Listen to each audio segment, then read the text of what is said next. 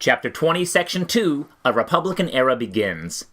The contrast between the aged, sickly Woodrow Wilson and the robust Warren Harding was proof enough that a new era had arrived. But there was more. Harding was the first president to have his inauguration speech amplified through loudspeakers.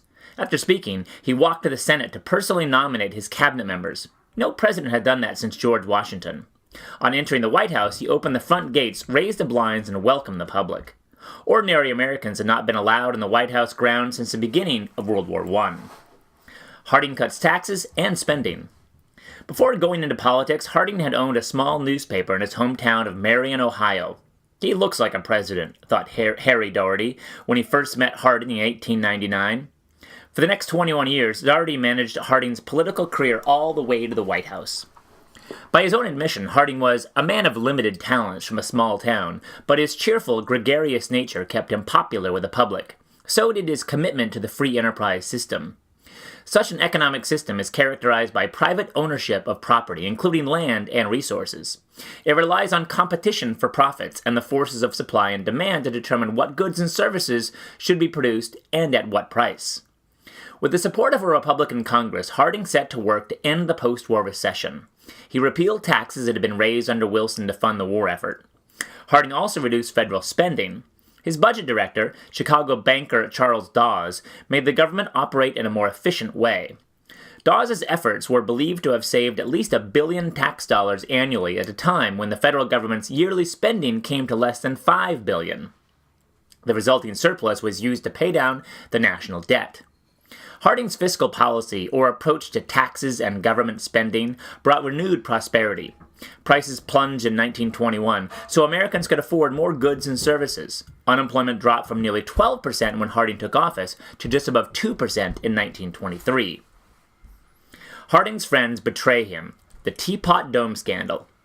A loyal friend, Harding filled several government positions with old pals from Ohio. The leading member of his Ohio gang was Harding's former campaign manager and new Attorney General, Harry Daugherty. Another old friend, New Mexico Senator Albert Fall, became Harding's Secretary of the Interior. But the Ohio gang betrayed Harding's trust. Daugherty, for example, took bribes from suspects accused of crimes. The worst instance of corruption was the Teapot Dome Scandal, which began when Secretary of the Interior Fall persuaded Harding to give him control over national oil reserves in Elk Hills, California, and Teapot Dome, Wyoming. Fall then leased the oil reserves to two companies that had paid him $360,000 in bribes.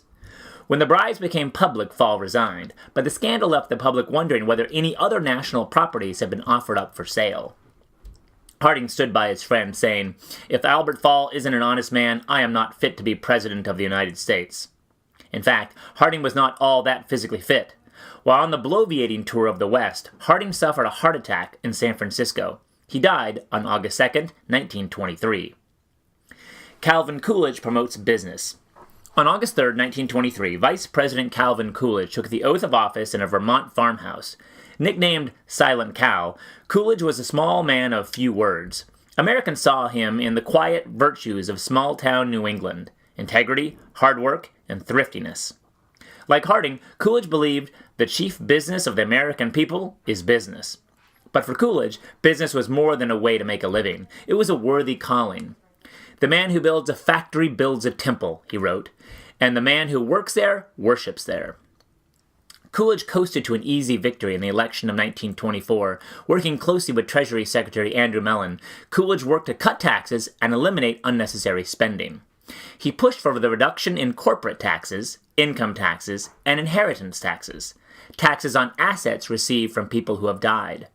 Coolidge even cut his own White House budget, economizing in little ways, such as reducing the number of towels in the bathrooms. Under Coolidge, the nation continued to prosper. Americans assumed he would run for re-election in 1928. But in August 1927, while on vacation, he shocked reporters by handing them a statement that simply read, "I do not choose to run for president in 1928. Silent Cal had spoken. Herbert Hoover promises to end poverty as we know it. In 1928, the Republican Party turned to Herbert Hoover as its presidential nominee. Hoover was an American success story. Born in West Branch, Iowa in 1874, he was orphaned at a young age. Despite this, he worked his way through college and became a very wealthy mining engineer. Hoover's success, along with his Quaker upbringing, inspired him to write a book titled American Individualism. In it, he wrote of his abiding faith in the intelligence, the initiative, the character, the courage, and the divine touch in the individual. At the age of 40, Hoover decided to leave engineering and devote his life to public service. During World War I, he headed President Woodrow Wilson's Food Administration. When the war ended, Hoover gained fame by setting up programs to feed the hungry in Europe. In 1921, President Harding made Hoover his Secretary of Commerce. Like Harding and Coolidge, Hoover believed in promoting business. He encouraged what he called associationalism. This involved bringing industry leaders together to improve economic efficiency. Hoover hoped that as business flourished, poverty would disappear.